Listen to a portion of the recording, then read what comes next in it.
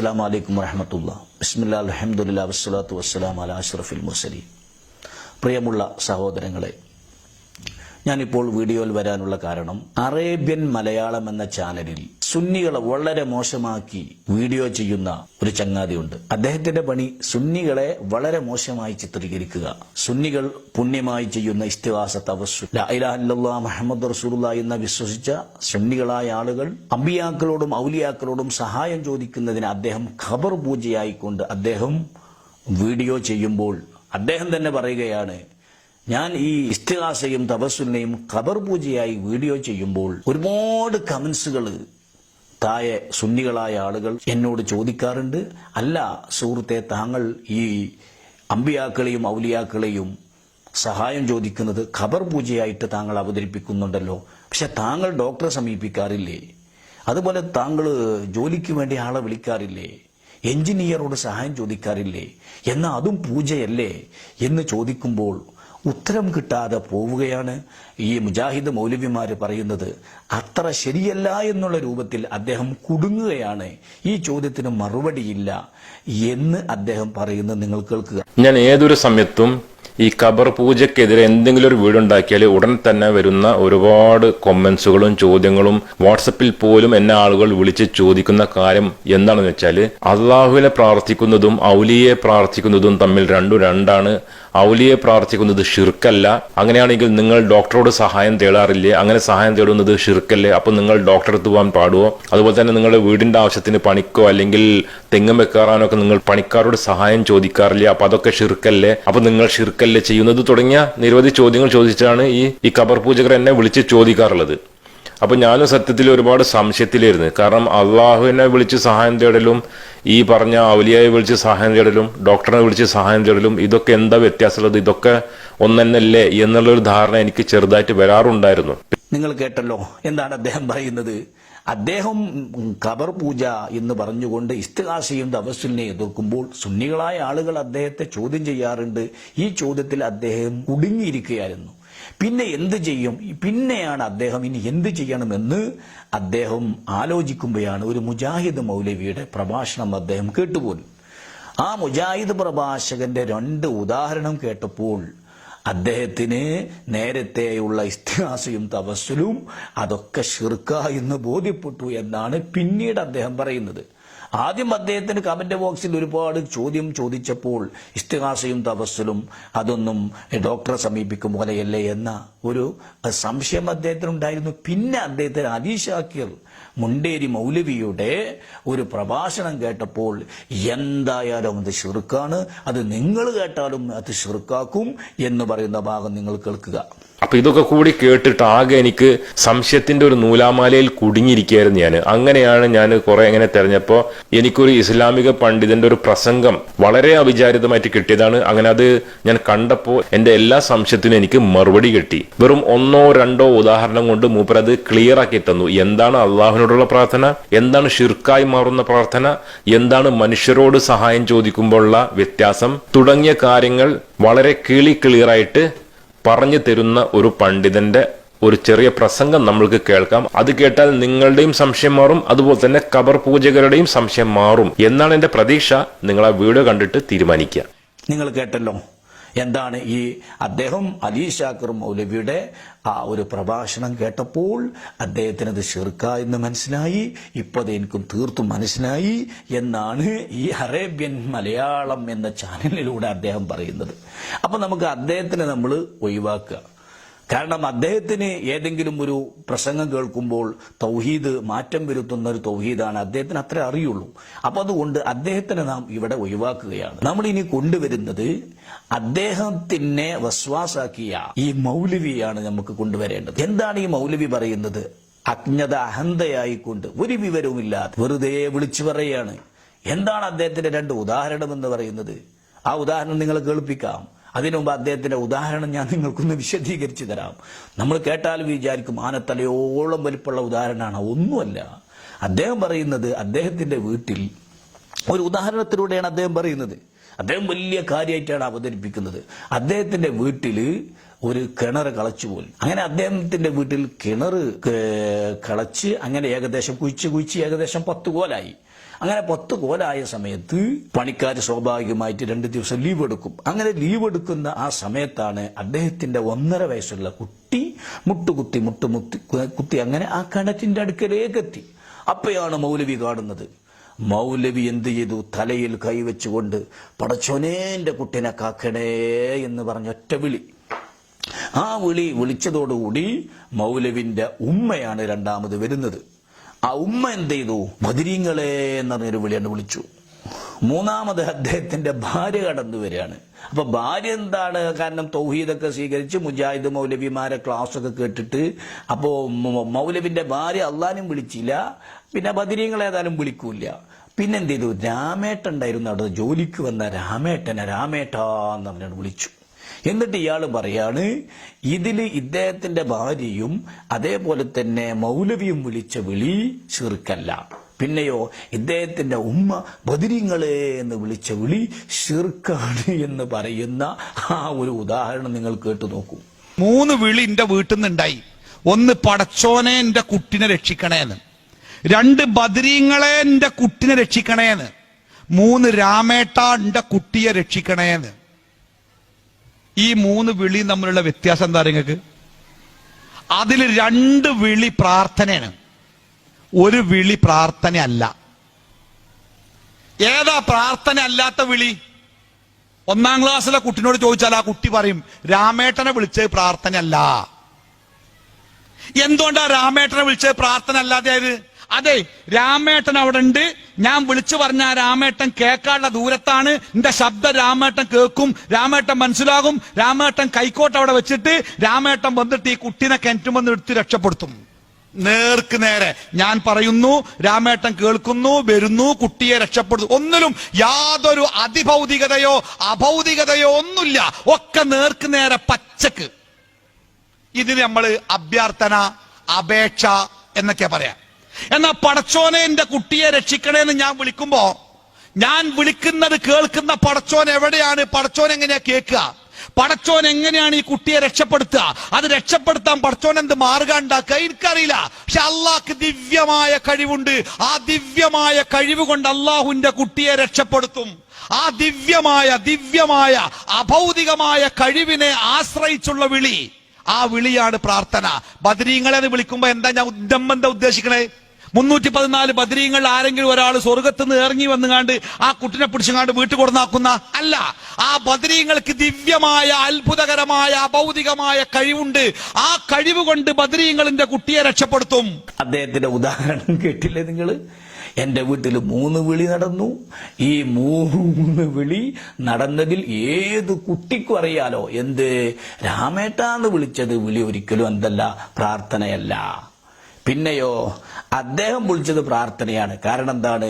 അല്ലാഹു തആല പിന്നെ വിളിച്ചാൽ സഹായിക്കുക എന്നുള്ളത് ദൈവിക സഹായമാണ്. അത് നമുക്ക് അതിനെ കുറിച്ച് അറിയില്ല. അപ്പൊ ദൈവത്തെ നമുക്ക് വിളിക്കാതെ പ്രശ്നമില്ല. രണ്ടാമത് ബദരീങ്ങളെ വിളിച്ചത് അതും പ്രാർത്ഥനയാണ് എന്ന് ഇയാളാണ് ചാർത്തുകയാണ്. മൗലവി അങ്ങ് ചാർത്തി കൊടുക്കുകയാണ്.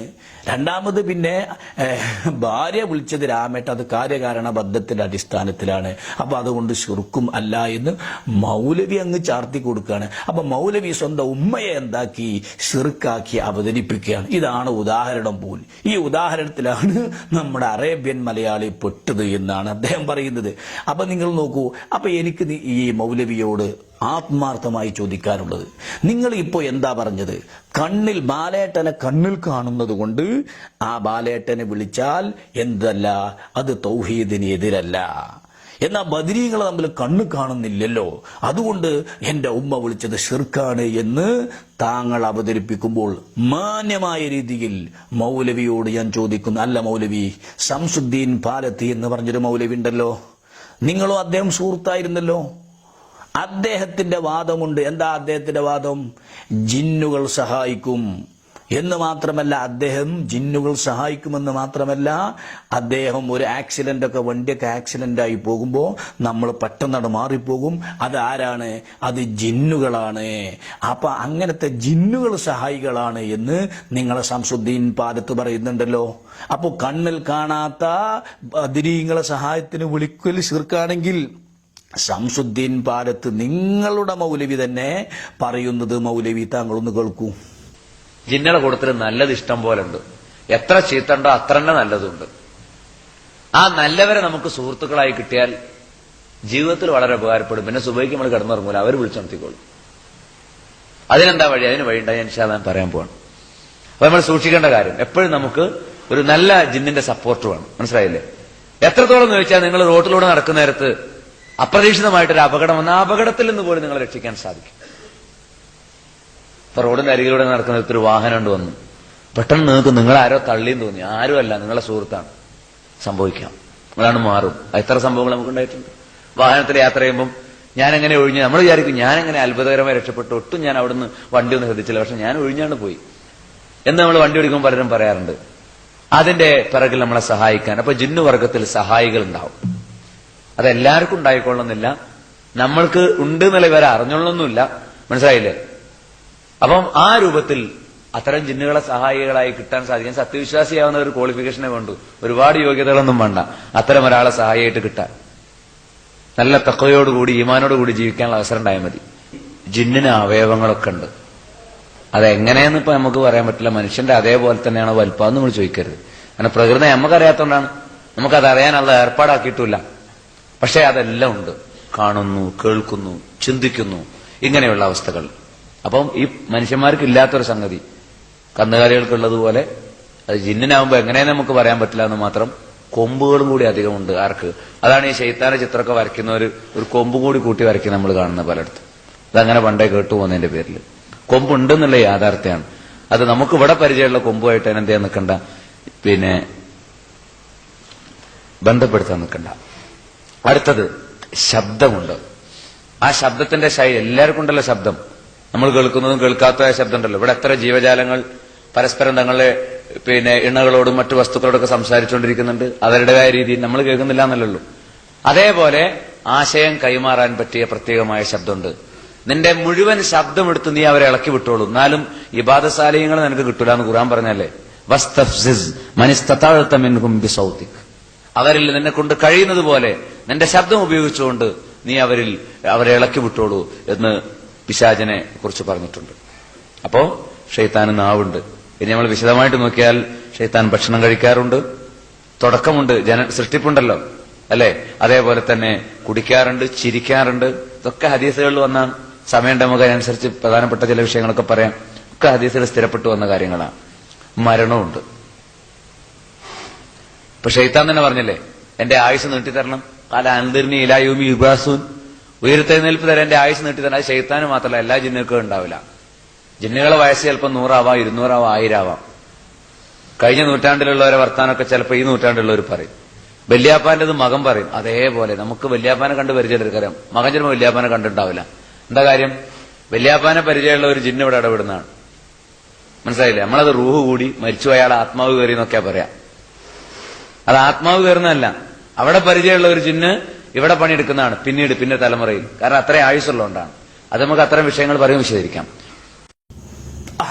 എന്താണ് മൗലവി പറഞ്ഞത്? ശംസുദ്ദീൻ പാലത്ത് മൗലവി പറഞ്ഞത്. പക്ഷെ നമ്മളതിനെ നിഷേധിക്കുകയല്ല കേട്ടോ. അതായത് ജിന്നുകൾ ഒരു പക്ഷേ സഹായിച്ചേക്കാം, മലക്കുകൾ സഹായിച്ചേക്കാം, അഫലത്തിന്റെ മലക്കുകളൊക്കെ, പക്ഷെ അതിനെ നിഷേധിക്കുകയല്ല. പക്ഷെ മൗലവിമാര് ബദരീങ്ങളെ എന്ന് വിളിക്കുന്നതിന് ശിർക്കാക്കുമ്പോൾ അവരോട് നമുക്ക് ചോദിക്കാനുണ്ട്.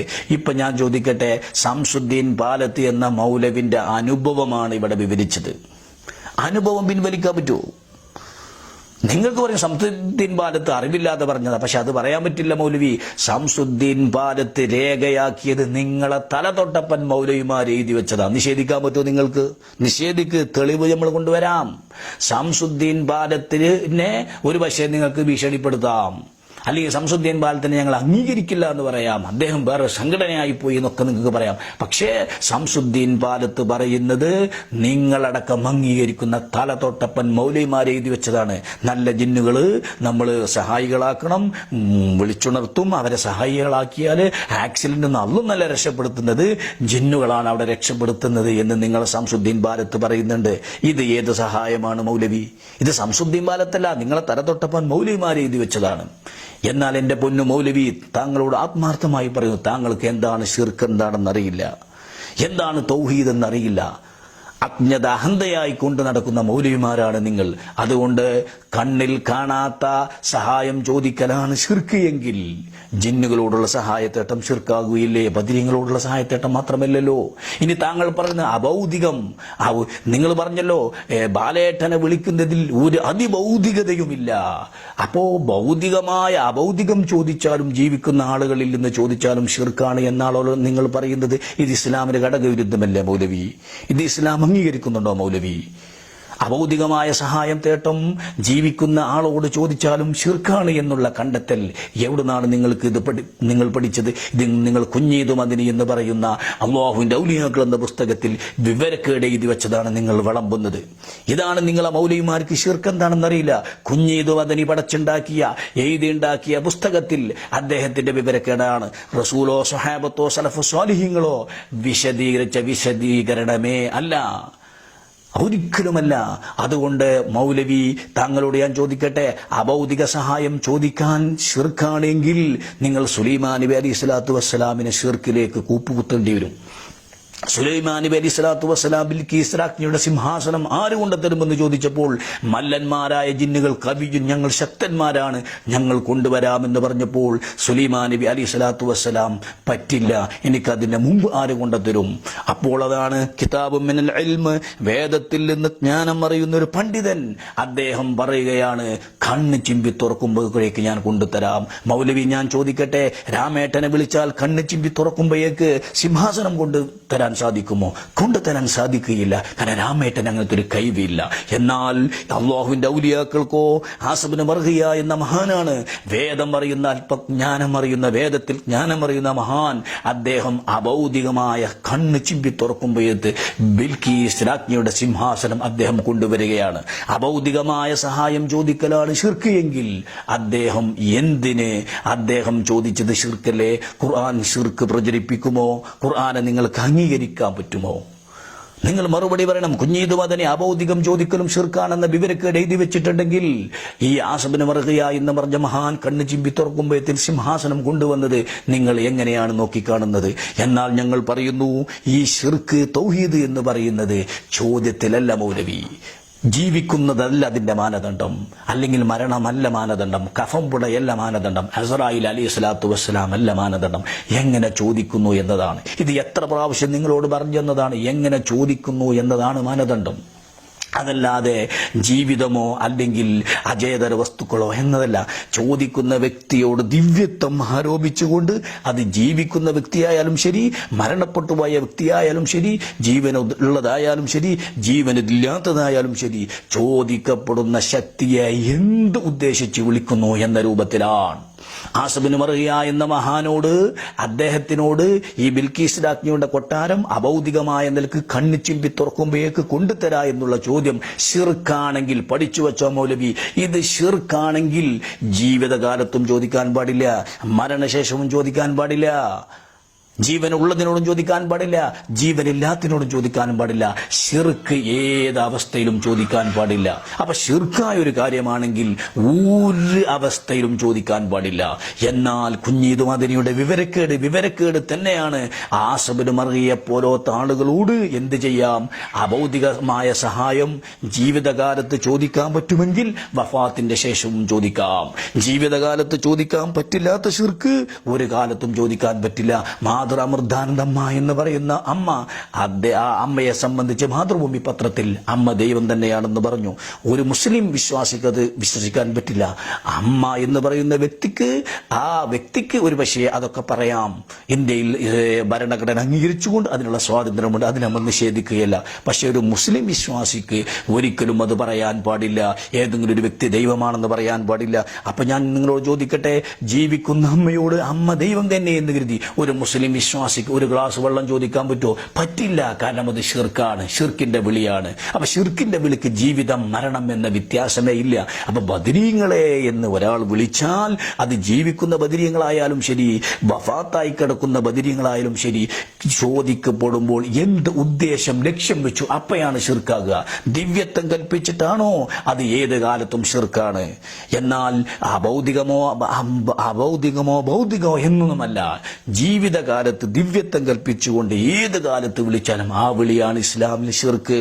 നിങ്ങൾ നോക്കൂ, ഇനി വഫാത്തിന്റെ ശേഷം വിളിക്കലാണ് ശിർക്ക് എങ്കിൽ നബി സല്ലല്ലാഹു അലൈഹി വസല്ലം തങ്ങളുടെ ഖബറിൽ ചെന്നുകൊണ്ട് ബഹുമാനപ്പെട്ട ഉഖ്ബത്ത് ആമിർ റളിയല്ലാഹു അൻഹു അതാ വഴി ചുരുക്കി കിട്ടാൻ വേണ്ടി റസൂലുള്ളാഹിന്റെ ഫീ തഖരീബി തുരീഖിഹി വതശഫഹു ബി ഇൻദ ഖബറി നബി സല്ലല്ലാഹു അലൈഹി വസല്ലം റസൂലുള്ളാഹിന്റെ ഖബറിൽ ചെന്നുകൊണ്ട് ശഫാഅത്ത് തേടി സഹായം തേടിയെന്ന് ഇമാം നബവി റഹ്മത്തുള്ളാഹി അലൈഹി തഹ്സീബുൽ അസ്മാ വൽ ലുഗാത്തിൽ അദ്ദേഹം വിശദീകരിക്കുകയാണ്. നബവി ഇമാമാണ് ഇത് രേഖപ്പെടുത്തുന്നത്, രണ്ടാം ഷാഫി എന്നറിയപ്പെടുന്ന നബവി ഇമാം. ഞാൻ ചോദിക്കട്ടെ, റസൂലുള്ളാഹി സ്വല്ലല്ലാഹു അലൈഹി വസല്ലം തങ്ങളോട് വഫാത്തായ നബി തങ്ങളുടെ ഖബറിൽ ചെന്ന് സഹായം ചോദിക്കൽ ശിർക്കാണെങ്കിൽ ഇമാം നബവി റഹ്മത്തുള്ളാഹി അലൈഹി ഉഖ്ബത്ത് ആമിർ എന്ന സ്വഹാബിയുടെ പേരിൽ ശിർക്ക് ആരോപിക്കുമോ? നിങ്ങൾ എന്തൊരു വിവരക്കേടാണ് പറയുന്നത്. ഖവാരിജുകൾ കല്ല് വെച്ച നുണയുണ്ടാക്കിയതുപോലെ ശിർക്ക് ആരോപിക്കുകയാണ് മൗലവി നിങ്ങൾ ചെയ്യുന്നത്. അതുകൊണ്ട് മൗലവി മതം പഠിക്കണം. നിങ്ങൾ ഉമ്മയെ ഒരിക്കലും തന്നെ ബദരീങ്ങളെ വിളിച്ചതിന്റെ പേരിൽ നിങ്ങൾ കുഫറാക്കരുത്. മക്കയിലെ മുശ്രിക്കുകൾ അവരുടെ വിളി ഇസ്ലാമിന് പുറത്തുപോയ വിളിയാണ്. അത്തരം വിളി വിളിക്കാൻ പാടില്ല.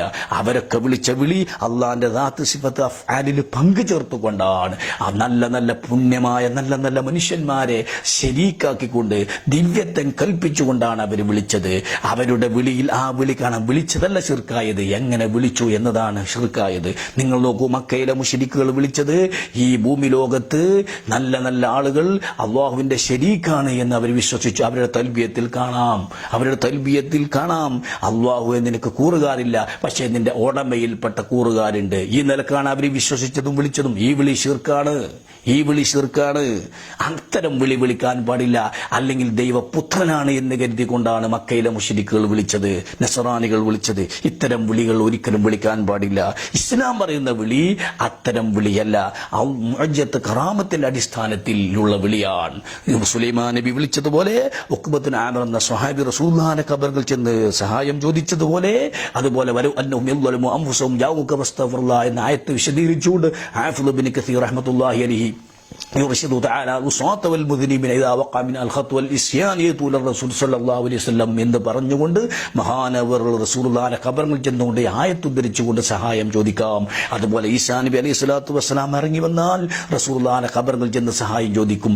ഇത്തരം വിളികൾ, ഇത്തരം സഹായ ചോദ്യം ഒരിക്കലും ശിർക്കിന്റെ പട്ടികയിൽ പെടുകയില്ല. അതുപോലെ തന്നെ നബി സല്ലല്ലാഹു അലൈഹി വസല്ലം തങ്ങൾ തന്നെ പഠിപ്പിച്ചതാണ്. ബദരീങ്ങളിൽപ്പെട്ട ഒന്നാമൻ മുഹമ്മദ് നബി സല്ലല്ലാഹു അലൈഹി വസല്ലം തങ്ങളാണ്. കണ്ണ് കാണാത്ത സ്വഹാബിക്ക് നബി സല്ലല്ലാഹു അലൈഹി വസല്ലം തങ്ങൾ പ്രാർത്ഥന പഠിപ്പിച്ചു കൊടുത്തപ്പോൾ റസൂലുള്ളാഹി സ്വല്ലല്ലാഹു അലൈഹി വസല്ലം തങ്ങൾ ബദരീങ്ങളിൽപ്പെട്ട നേതാവായ റസൂലുള്ളാഹി നബി ഹക്കി മുഹമ്മദിൻ എന്ന് പറഞ്ഞുകൊണ്ട് സല്ലല്ലാഹു അലൈഹി വസല്ലം എന്ന് പറഞ്ഞുകൊണ്ട് വിളിച്ചുകൊണ്ടുള്ള പ്രാർത്ഥന നബി തങ്ങൾ പഠിപ്പിച്ചു കൊടുത്തിട്ടുണ്ട്. അപ്പോൾ ബദരീങ്ങളിൽപ്പെട്ട ഒന്നാമനായ നബി സല്ലല്ലാഹു അലൈഹി വസല്ലം തങ്ങൾ തന്നെ കണ്ണ് കാണാത്ത സ്വഹാബിക്ക് മുഹമ്മദിൻ സല്ലല്ലാഹു അലൈഹി വസല്ലം എന്ന് പഠിപ്പിച്ചു കൊടുത്ത പ്രാർത്ഥന പഠിപ്പിച്ചിട്ടുണ്ട്. അതുകൊണ്ട് മൗലവി ഉമ്മയെ നിങ്ങൾ മുശ്രിക്കാക്കേണ്ടതില്ല. നിങ്ങളെ കാലിമ്മനാണ് മന്ത്, നിങ്ങൾക്കാണ് ഭയച്ചുപോയത്. ശിർക്കല്ലാത്തതിനെ ശിർക്കാക്കി ചിത്രീകരിക്കലും ഏറ്റവും വലിയ അബദ്ധമാണ്. അതുകൊണ്ട് മൗലവി താങ്കൾ പഠിക്കണം, ഇസ്ലാം പഠിക്കണം. വിവരക്കേടിന്റെ ഉദാഹരണം പറഞ്ഞുകൊണ്ട് മുസ്ലിം സമൂഹത്തെ വഞ്ചിക്കരുത് എന്ന് മാത്രം താങ്കളോട് ഓർമ്മപ്പെടുത്തിക്കൊണ്ട് എന്റെ വാക്കുകൾക്ക് വിരാമം കുറിക്കുന്നു. ആഖിറു ദഅ്വാനാ അൽഹംദുലില്ലാഹി റബ്ബിൽ ആലമീൻ. അസ്സലാമു അലൈക്കും വറഹ്മത്തുള്ളാഹി തആല വബറകാതുഹു.